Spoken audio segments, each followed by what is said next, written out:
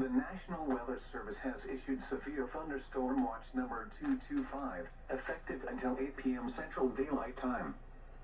This watch includes the following counties in Texas: Harris, Montgomery, and Waller.